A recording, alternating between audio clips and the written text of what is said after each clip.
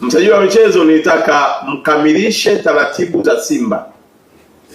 Simu zimekuwa nyingi kwetu, na mimi nisingependa kuanza kutoa maoni na kuingilia mchakato,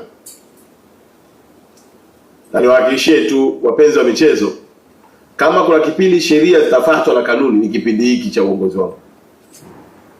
Na msajili kwa mujibu wa taratibu anapokamilisha awajulishe wahusika waendelee. Singependa kama waziri kila mara kwanza kutolea ufafanuzi jambo hili, katiba yao imekuwa hivi, wamefikia hatua hii. Hapana, kwa sababu ni jambo la kitaratibu, kanuni zipo, sheria zipo.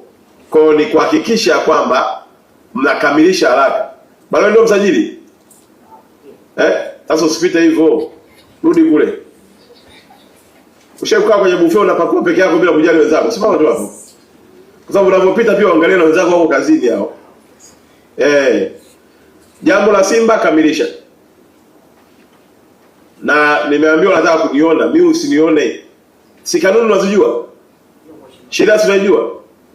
Kwa mujibu wa taratibu, kanuni na sheria tekeleza. Ile gari kiitwa ST, maana yake taratibu, sheria na kanuni.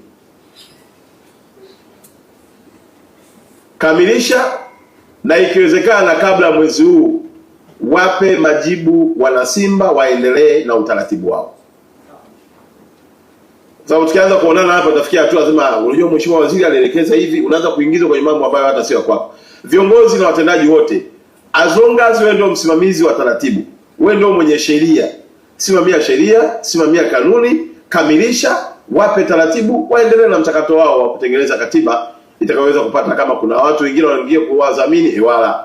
Kama kuna shareholder wengine wanaongeza, ewala. Kama kuna nini, lakini tunachotaka sisi tuone timu hizi zikifanya vizuri na hakuna changamoto ya kiongozi au ya kikatiba ambayo sisi kama serikali jukumu letu kufacilitate na kuwatoa kwenye hiyo mikwamo. Kwa hiyo nafikiri hilo limeeleweka, si ndio ndugu yangu? Appointment yako wewe wape watu wa Simba huko waendelee na mchakato wao. Na kabla mwezi huu jambo hilo limefanya nini? Tumeelewa baba?